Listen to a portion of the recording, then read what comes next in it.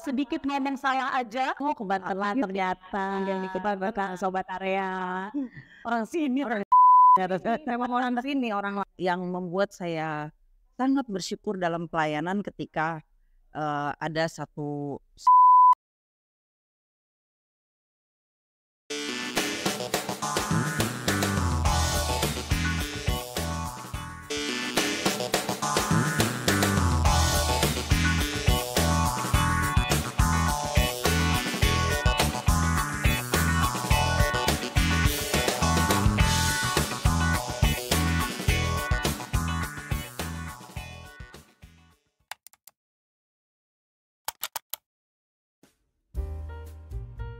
Hai sobat area, apa kabarnya nih hari ini? Sehat selalu ya semuanya. Kali ini kita ketemu lagi untuk bisa membicarakan tema terbaru kita, yaitu pelayan Tuhan panggilan atau terpaksa. Hari ini kita kedatangan narasumber yang bisa dibilang top sih ya di bidang mereka masing-masing. Kita ada Ketua Majelis Jemaat GPIB Getsemani, yaitu Ibu Bendelina. Kemudian ada juga Ibu Ketua TKP GPIB Getsemani, yaitu Ibu Lina Lumi. Terima kasih Ibu Lina dan Ibu Lina yang sudah boleh hadir saat ini nih di podcast Rest Area kita. Kita mau bicara banyak nih Bu Tante Lina ya. Kita mau bicara tentang pelayan Tuhan, panggilan atau terpaksa. Tema ini diangkat oleh sobat-sobat area yang kebetulan kita melihat bahwa menjadi pelayan Tuhan tuh sebenarnya enak atau enggak sih gitu loh ya. Mungkin sobat area kita bisa nih nanti tanya dulu ke Ibu Pendeta ya. Ibu Pendeta kita nih kebetulan sudah malang melintang di dunia pelayanan. Oke, kita akan tanya Ibu Bendelina dulu nih.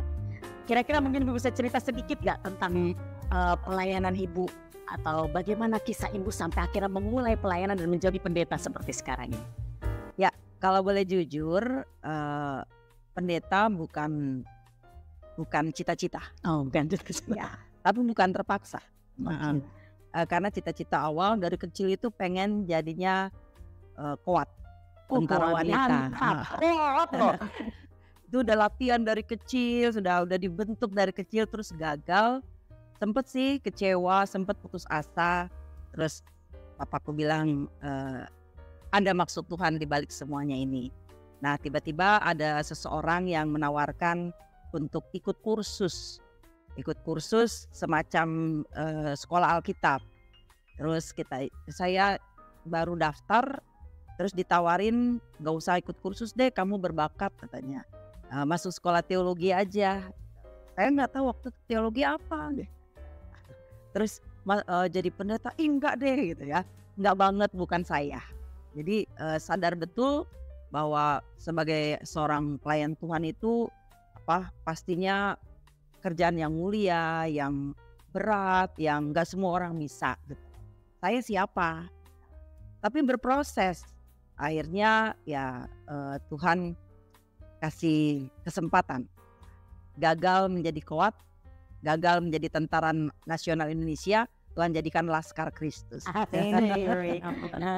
Ya, mungkin itu ya. Jadi prosesnya nggak mudah juga gitu ya, sampai akhirnya saya sekolah di ujung pandang. Itu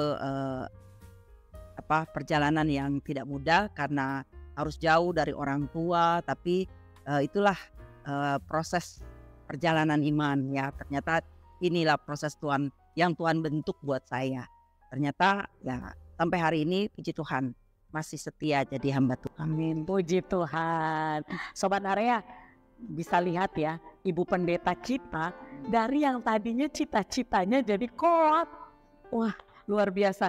Tapi betul tadi ya, maksudnya gak yang menjadi Tentara Nasional Indonesia, tapi jadi Laskar Kristus. Oke, terima kasih Ibu untuk sharing pengalamannya. Sekarang kita ke Tante Lina. Ya. Tante Lina nih sampai sejauh ini bisa nggak ceritakan sama kita tentang pelayanan Tante Lina sampai bisa melayani dan sampai sekarang ini kan jadi ketua PKP ya, terpilih dipercayakan Tuhan dan jemaat. Oke, silakan Tante Lina. Oke. Saya mulai pelayanan di pangkat PKP ya, itu mungkin sekitar 8 tahun yang lalu.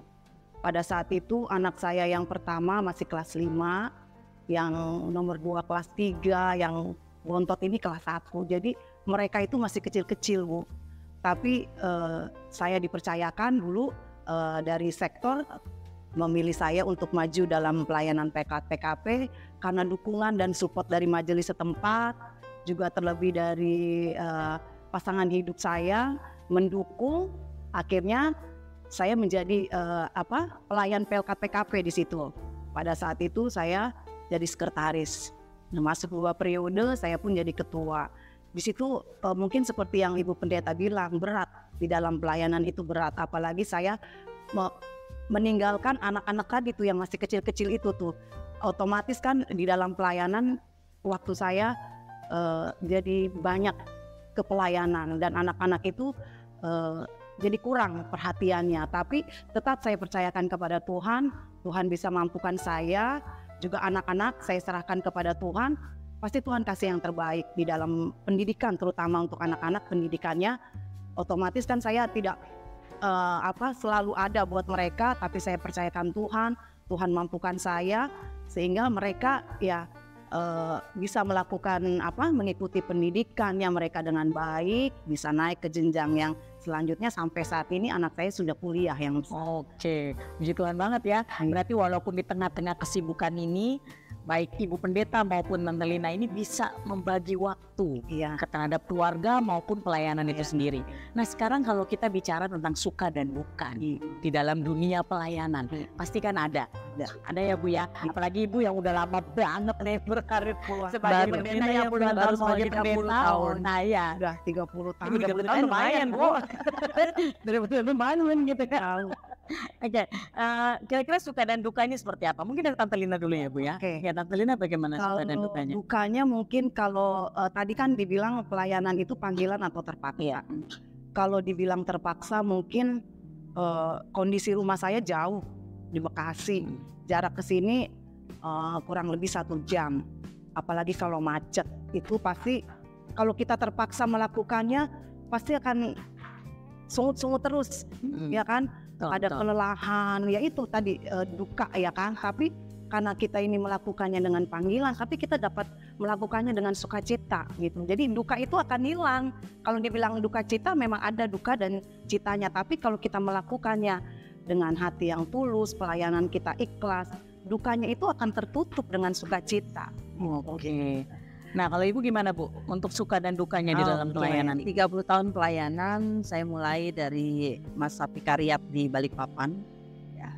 Terus sempat jadi pendeta 1 tahun di Balikpapan, langsung pindah ke Batam, 5 tahun di Batam, terus pindah ke Jakarta 7,5 tahun di GPB Betania Jakarta, terus pindah lagi ke Cimanggis 5 tahun di sana, pindah lagi ke Surabaya 10 tahun di 2 jemaat, dan sekarang sudah di Cimanggis di Getsemani. Dari 7 jemaat yang pernah saya layani, suka duka pasti ada, tapi kalau boleh jujur jauh lebih banyak sukanya. Puji Tuhan. Nah ini yang membuat ternyata jadi pelayan Tuhan jauh lebih indah gitu ya. Nah mungkin kalau saya dulu jadi tentara, saya masih harus capek, lelah, lari, upacara dan lain sebagainya.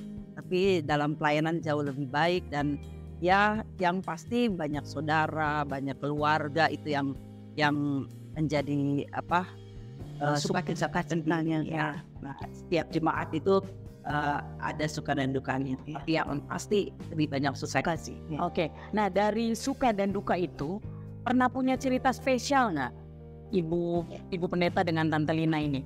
Entah spesial itu gini, spesial itu kan belum tentu yang senang-senang juga ya. Tapi kadang hal-hal yang mendukakan hati itu juga bisa jadi hal yang spesial. Mungkin itu jadi satu momen di mana kita belajar untuk ternyata makna pelayanan seperti ini. Gitu. Ada nggak Bu kira-kira? Yang membuat saya sangat bersyukur dalam pelayanan ketika ada satu sektor di Batam itu dari daftar nama saya tidak pernah lihat dia ada di gereja. Lalu mulai perkunjungan kunjungan tanya, kenapa sih Pak kok nggak mau ke gereja, kenapa sih Pak kok nggak hadir gitu kan. Terus mereka bilang begini, jangankan masuk gereja Bu, lewat pelataran gereja aja kami nggak layak. Kenapa? Karena kami belum menikah gitu loh. Karena kami kumpul hidup bersama tanpa. Dan itu ada 40 kepala keluarga, 40 kepala keluarga. Terus terus langsung saya dekati, bagaimana? Mau nggak diselesaikan? Maaf Bu, saya nggak punya uang. Gereja tidak minta uang, gitu loh. Mau nggak kesediaannya? Hanya mereka mau. Mulai satu keluarga saya layani. Tiba-tiba setelah 2 minggu, Bu saya mau. Akhirnya terdaftar sampai 12 keluarga. Kita laksanakan sampai terus pemberkatan massal gitu ya, 12. Udah selesai 12. Terus yang lainnya, Bu kami mau, tambah lagi 4, terus sampai 40 itu selesai. Terus setelah saya pindah mau keluar dari jemaat itu, tiba-tiba mereka bilang gini, tanpa sepengetahuan saya mereka membangun semacam ya gedung gereja sederhana lah ya gitu ya. Terus bilang gini, sebelum Ibu berangkat tolong Ibu berdoa dan bisa istilahnya kayak resmikan gedung ini.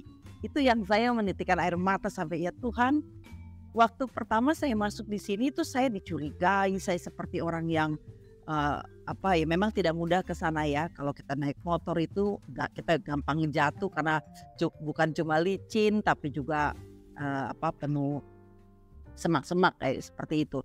Tapi setelah saya mau berangkat, saya bersyukurlah mereka bilang tolong resmikan, dan sekarang sudah menjadi bangunan gedung gereja yang bagus ya, yang cukup bagus, yang namanya Pos Bethlehem. Oke, itu Pos Pelkes di ya, Batam. Bu ya? Keren banget ya. Maksudnya itu satu hal yang luar biasa banget. Ya seperti yang Kakak bilang tadi kan, maksudnya berkat itu kan tidak harus yang kita dapat apa gitu. Tapi ketika kita melayani dan orang terpanggil mau berbuat lebih baik, mau berubah dan mau menjadi mereka sendiri yang akhirnya kita padahal kan nggak pernah ke gereja tadinya. Sehingga mereka membangun, padahal itu orang-orang sangat sederhana. Mereka berkebun, terus kerjaan mereka ya, terus tukang gitu ya, buruh gitu ya. Tapi misalnya dari mana, saya dapat jendela, saya dapat ini, mereka bawa. Jadi bangunan itu dulunya sederhana sekali, tapi puji Tuhan. Bagus sekali ya kalau minta fotonya sekarang itu udah seperti apa, tapi saya dapat cerita gedungnya sudah sangat bagus karena ada seseorang donatur yang membangun gereja itu menjadi lebih baik. Sangat bagus, bukan lebih baik, sangat bagus. Keren banget. Saja. Jadi ternyata nggak sia-sia melayani Tuhan ya gitu. Ya keren banget. Sobat Area bisa dilihat ya bahwa suka dan duka di dalam pelayanan itu memang kita bisa lihat tidak hanya dari seperti yang Ibu Pendeta bilang, tidak hanya dari hal-hal yang menyenangkan, tapi buktinya dari contoh simpel tadi kita bisa belajar banyak bahwa ada orang-orang yang terpanggil untuk hal itu gitu. Nah kalau tipsnya untuk pelayanan mungkin dari Tante Lina, tips untuk pelayan itu seperti apa sih untuk menjadi pelayan Tuhan? Ini Sobat Area nih menurut pengalaman ya yang kita lihat dari narasumber, untuk tips menjadi pelayan itu seperti apa? Ya, tips menjadi pelayan ya. Tipsnya itu sebenarnya sih sederhana. Tujuannya untuk apa sih gitu? Tujuannya tuh satu, hanya untuk Tuhan. Kalau kita melakukannya pelayanan itu tujuannya untuk Tuhan, pasti semua yang sulit akan dimudahkan. Yes. Pergumulan-pergumulan di dalam pelayanan pasti ada jalan keluarnya. Itu aja sih, yang penting hanya kita lihat satu, untuk Tuhan. Jangan buat manusianya ya Bu. Kalau buat manusianya mungkin pasti akan sakit hati. Itu apa ya kita lakukan. Oke, dari Tante Lina nih tipsnya yaitu untuk Tuhan. Nah kalau dari Ibu sendiri ada tambahan nggak Bu? Kalau saya tipsnya hanya berserah. Oke Ya, berserah pada Tuhan ya. Makanya kalau doa saya nggak panjang, kalau malam itu cuma Tuhan beri hikmat ya, untuk memimpin jemaat ini atau dimanapun, karena tanpa Tuhan kita nggak bisa bikin apa-apa. Iya betul. Nggak bisa apa-apa. Jadi tipsnya ya udah berserah aja. Karena pertama ya dari awal bukan cita-cita, artinya bakat saya nggak punya gitu loh. Tapi ya berproses, Tuhan yang bentuk gitu loh. Ketika kamu mau melakukan pekerjaan ini, Tuhan siapkan semuanya, Tuhan teguhkan, Tuhan kuatkan, Tuhan mampukan. Berserah aja. Ya Iya. makanya betul, semuanya untuk Tuhan ya. Kalau kita cari untuk duniawi bukan di pelayanan gitu ya. Nah, kalau mau begitu juga kan begini, ada tuh orang pelayanan yang suka yang enak-enaknya aja loh Kak. Misalnya katanya begitu sih, nggak mau yang ini susah. betul, Kalau betul. pelayanan pilih yang enak-enak mah bukan pelayanan.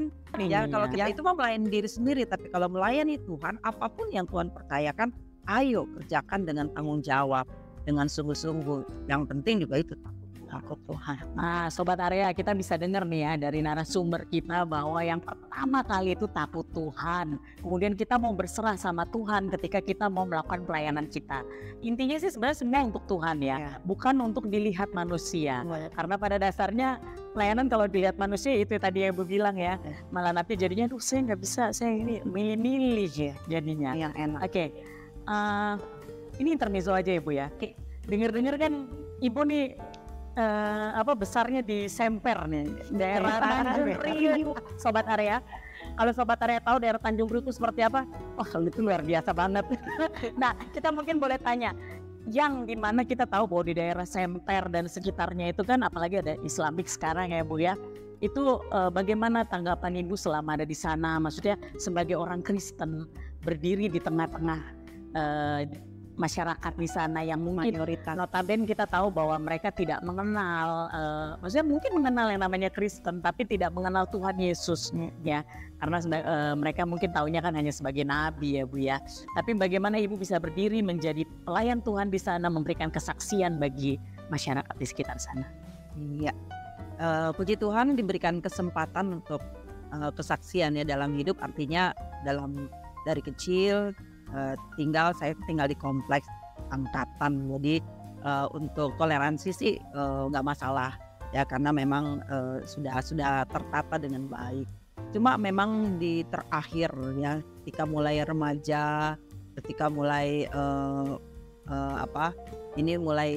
mulai ada hal-hal yang kurang baik gitu, yang tadinya kita berteman bersahabat, kalau Natal gitu ya, orang datang ke rumah kita sampai jam 1 malam, sampai kayak suka kesel, duh lama sih kok cuci piring sampai jam 1 sih gitu ya, anak kamu datang terus gitu ya. Tapi papa gila, ini nggak apa, ini kan hari raya. Terus kalau Lebaran juga begitu, saya keluarga keliling ke rumah tetangga gitu, indah sekali gitu loh. Tapi itu sudah nggak kelihatan lagi, udah 10 tahun terakhir ini sudah kurang, kalaupun ada juga sudah kurang gitu. Jadi rindu sekali dengan suasana seperti itu. Tapi memang kalau khas daerah Semper, Priuk, Cilincing gitu ya, memang masuk dalam kategori yang kita kan lingkungan yang keras ya, yang mungkin terus cuaca juga mendukung, sangat panas. Jadi di sini juga kita diajak untuk terus belajar ya, sabar gitu. Kalau orang lain keras ya jangan juga ikut keras gitu loh ya, kita belajarlah, sama-sama belajar.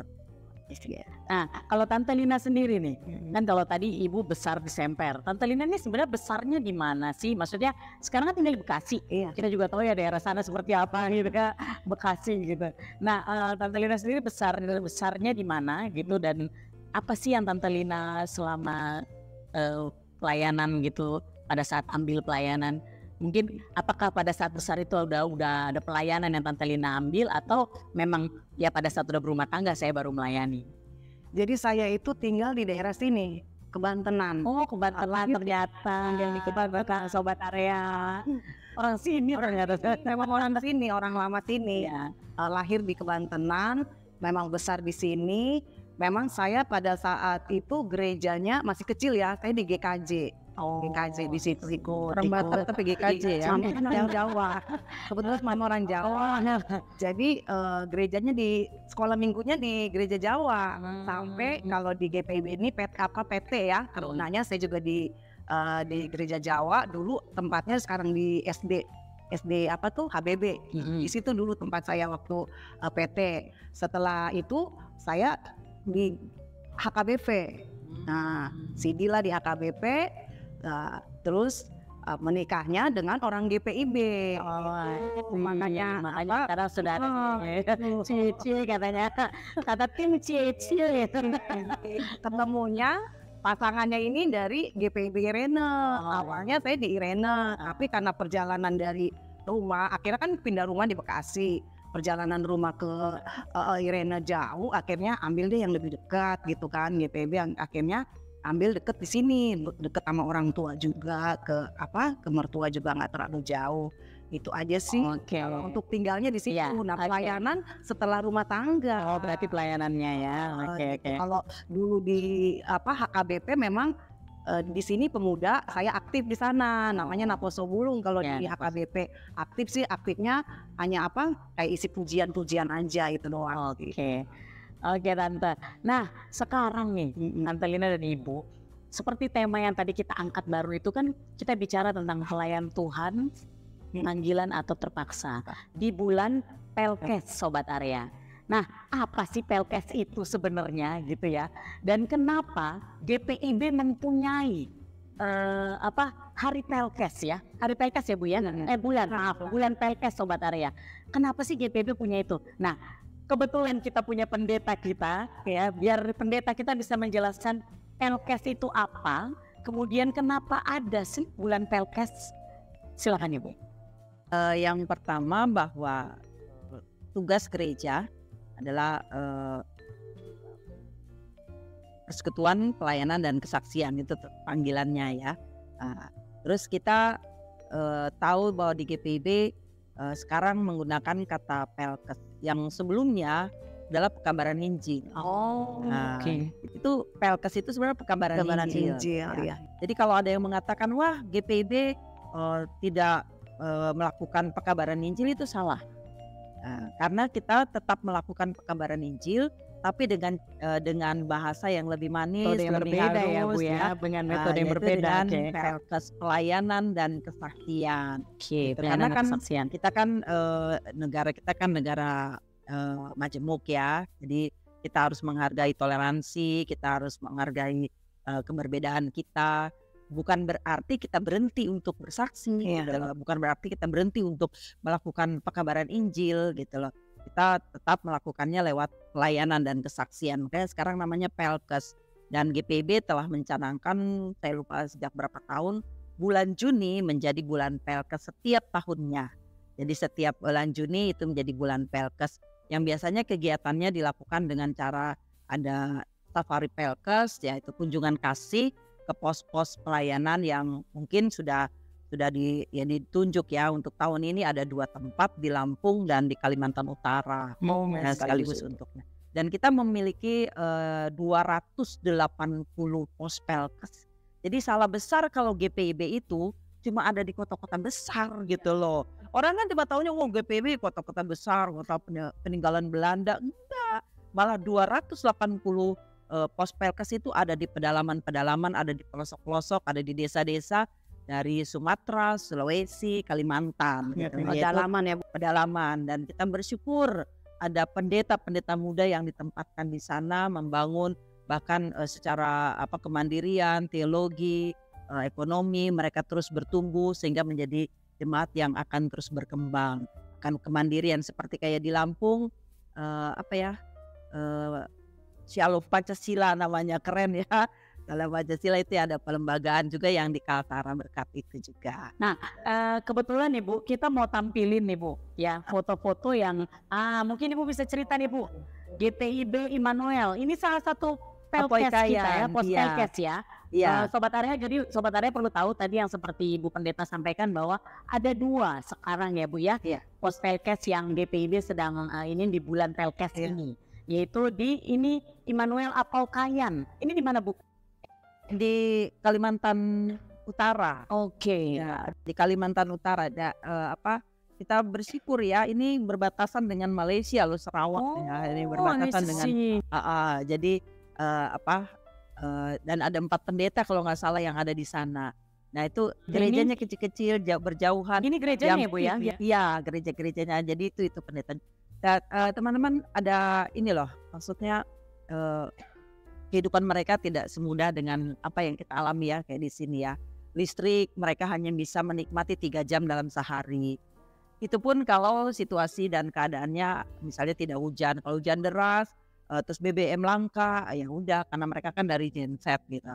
Itu terus juga sinyal gitu ya, susah banget lah kalau misalnya kalau sekarang kan GPIB ada di berbagai tempat. Kalau sekarang pembinaan dilaksanakan secara Zoom, ya kadang kala mereka terkendala gitu ya karena sinyal itu sulit. Bukan cuma itu, karena jalan juga belum terhubung dengan baik gitu ya, sampai sembako itu mahal sekali. Satu butir telur itu bisa sampai Rp5.000. Kayak ayam satu ekor tuh Rp150.000. Jadi ya cukup berat lah untuk mereka. Makanya kalau ada Safari Pelkes ke sana kunjungan kasih sebagai bentuk ya kehadiran kita bahwa kamu tuh nggak sendiri loh. Ada saudara-saudaramu yang di kota yang juga punya kepedulian, nah harusnya kita juga seperti itu. Ya kita jemaat kita belum bisa ini, tapi puji Tuhan kita sudah kumpulkan persembahan yang akan kita kirim sebagai bentuk bantuan kita juga atau mungkin dukungan kita kepada mereka. Oke, nah ini Bu ada satu lagi nih Bu, ini mengkait di mana nih Bu? Mengkait itu di Sumatera ya, aduh saya juga lupa. Kalimantan juga ya? Kalimantan juga ya. Saya kalau waktu Vikaris itu di di Kalimantan Timur di Balikpapan itu nggak jauh sih. Jadi saya termasuk pendeta yang Vikaris yang bersyukur ya, yang nggak yang masuk-masuk atau pendeta yang langsung ke pedalaman. Jadi pos yang pertama itu hanya berjarak 20 km tapi sampai di jalan raya. Terus masuk ke dalamnya itu sekitar 10 km itu hanya bisa motor pun dalam keadaan yang bagus ya, kalau dalam licin nggak bisa. Itu jalan kaki. Terus pos yang kedua itu sekitar 30 km. Itu juga di pinggir jalan, nggak terlalu jauh, tapi ya situasinya masih sangat kayak hutan, rumahnya jauh-jauhan. Terus pos yang terakhir itu Mas PMKI karena dia industri itu 90 km. Tapi masih bisa dilalui dengan motor, dengan mobil, dengan mudah. Beda dengan pendeta-pendeta muda yang sekarang yang agak susah, yang harus naik motor, ada yang sampai 2 hari naik tinting ya, yang sampai ya itu yang harusnya kita dukung mereka di dalam doa, bahwa kita nih gereja yang ada di kota-kota juga perlu melihat, bahkan juga mendukung, memperhatikan mereka yang ada di daerah. Oke. Kemudian ini kalau saya lihat di sini ya Bu, di sini kan tadi Ibu bilang bahwa Pelkes itu dilakukan GPIB dengan metode yang berbeda ya Sobat Ariana. Mungkin kita mau tanya nih, kira-kira ketika pendeta ada di sana, atau kita mau dibilang tadi rekreasi Pelkes ya Bu ya? Bukan, safari, sorry, rekreasi. Hanya gara-gara ngomong safari saya jadi inget rekreasi. Sampai ke puncak ya. Jadi ingetnya ya kita liburan jadinya kan. Nah, safari Pelkes itu seperti apa sih Bu? Karena kan pasti nggak hanya saya, Tante Lina juga, atau mungkin Sobat Area yang lain yang agak bingung gitu dengan rekreasinya tuh dalam tanda kutip seperti apa gitu. Apakah kayak tadi nih kalau kita lihat di slide ya teman-teman, bahwa di situ ada kayak membantu untuk membangun gereja. Apakah seperti itu? Ada departemen Pelkes, lalu mengundang jemaat-jemaat itu dikirimin surat, misalnya kayak Getsemani paling tidak harusnya kirimlah 1 orang gitu ya. Waktu ini sih ada biayanya misal 2 juta begitu, itu dari jemaat. Baru di sana acara yang dilakukan itu pembinaan, terus ibadah bersama yang dalam bentuk penyegaran iman, terus pelayanan kesehatan ya, terus juga mungkin memberilah bantuan dan lain sebagainya. Tuh. Dan ada yang misalnya itu kayak membangun CK, membangun tempat-tempat yang kayak air ya, kebutuhan air.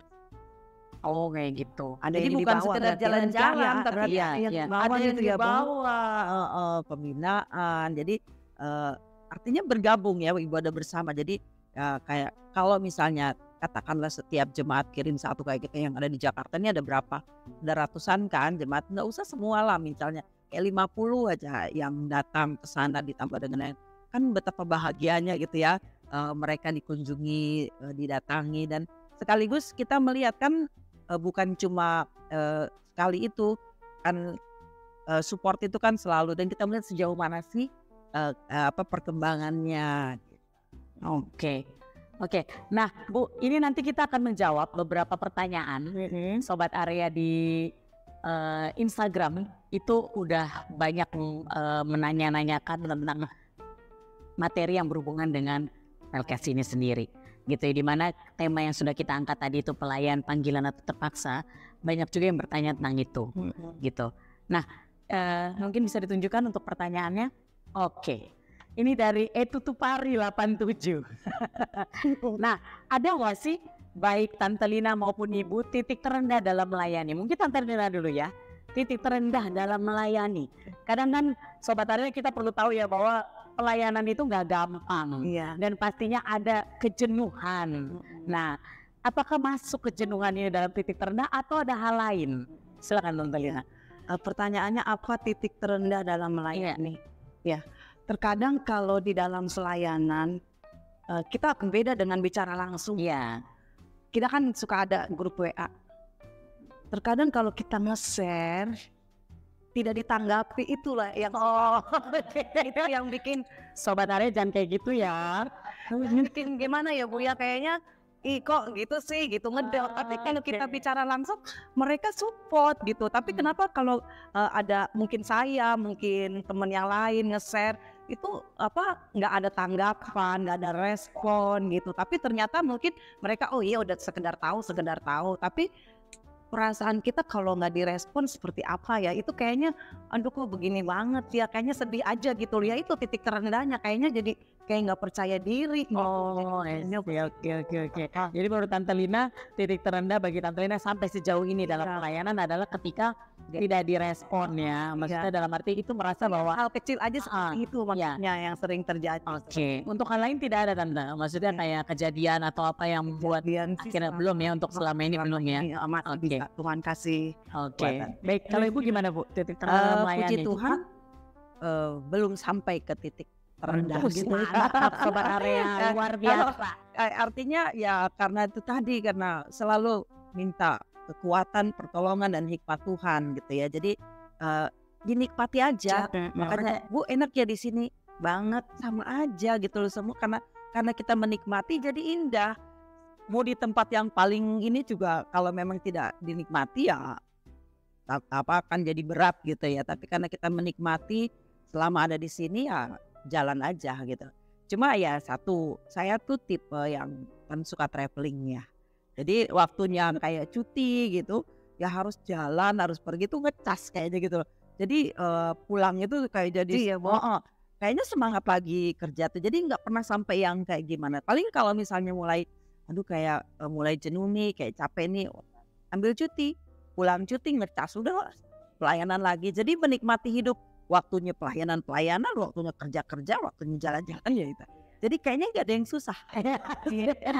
Mungkin bisa kita tips di Sobat Area ya. Kalau di dalam pelayanan pun kita nggak perlu yang terlalu ini banget, tapi kita perlu menikmati hidup. Itu sih sebagai kunci ya. Jadi kita harus punya momen me time, sehingga kita nggak pernah lagi ngomong bahwa dalam pelayanan itu ada titik jenuh. Karena pada dasarnya pelayanan untuk Tuhan itu nggak pernah bisa membuat jenuh. Gitu ya Bu ya. Oke, baiklah. Kemudian pertanyaan kedua, kita akan lihat pertanyaan kedua apa nih? Ini agak panjang ya Bu ya. Halo Min, dalam pelayanan dan menjadi pelayan Tuhan itu kan gak gampang ya, betul ya. Apalagi bagi anak-anak muda yang baru terjun dalam pelayanan gereja. Pasti ada aja keadaan yang buat anak-anak muda ini pengen jauh dari pelayanan di gereja. Kayak contohnya, beberapa orang malah menciutkan semangat anak-anak muda yang mau berkarya di gereja dengan ujaran-ujaran yang menyakitkan. Nah pertanyaannya, gimana sih caranya untuk anak-anak muda gak takut untuk terjun dalam pelayanan Tuhan dan tidak mundur dalam pelayanan gereja? Dan kasih semangat juga untuk anak-anak muda yang rindu untuk pelayanan tapi takut karena keseringan mendengar hal-hal yang buat takut berkarya. Banyak takutnya ya ini. Ini memang benar, banyak takutnya ya, memang benar. Mungkin bisa kasih tips, ini mungkin dia lebih ke tips ya, karena di sini gimana caranya. Jadi bisa nggak dari Tante Lina maupun Ibu, sebagai Tante Lina mungkin pandangan sebagai orang tua yang sekarang dalam pelayanan, Ibu sebagai pendeta dan juga orang tua, karena anak-anak muda yang sekarang kita tahu banget ya bahwa sedikit ngomong salah aja atau sedikit kita ini aja baper gitu kan ya. Nah jadi gimana caranya? Ini dari mana dulu? Mau Tante Lina dulu yang jawab atau Ibu dulu yang jawab? Silakan. Ibu dulu, oke. Ya, khususnya untuk masa sekarang. Ini waktunya pemuda sebetulnya. Di masa digital ini yang kuasai, yang pegang, yang mereka itu pemuda gitu loh. Inilah kesempatan mereka untuk berkarya. Makanya kita sekarang punya program baru. Karena orang-orang muda, kan orang-orang yang tua-tua kita sudah ketinggalan, kalaupun belajar mungkin lama.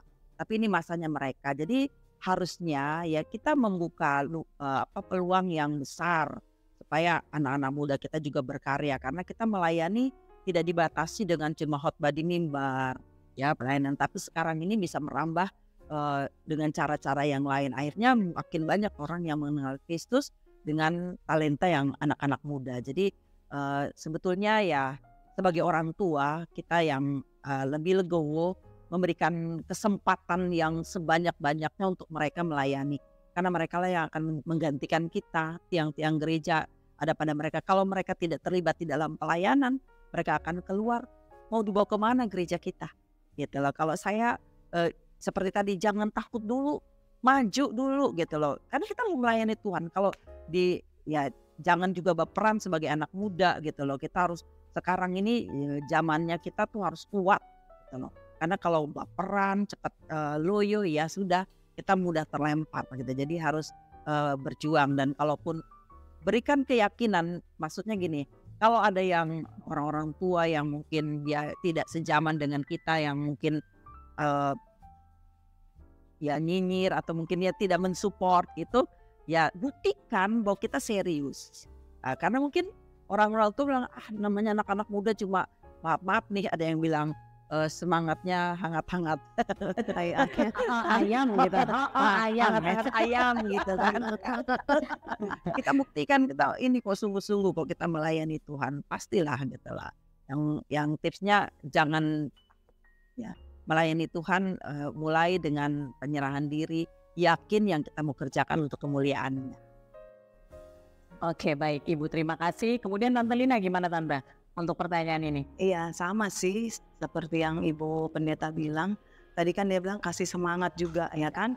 Karena anak-anak muda zaman sekarang ya itu kadang suka ada dengar nyinyiran dari orang yang lebih tua, ini baper. Itu yang harus dihindarkan gitu kan. Jadi kita benar-benar harus semangat gitu loh. Karena ya zamannya ini anak-anak muda ini yang harus berkarya dengan zaman digital sekarang semua ada kesempatan ini jangan sia-siakan gitu. Karena kan di kita Getsemani aja warta jemaat aja digital. Itu kan gerakannya anak-anak muda. Jadi ayo semangat, jangan patah semangat, harus kuat walaupun di luar ada bilang seperti ini.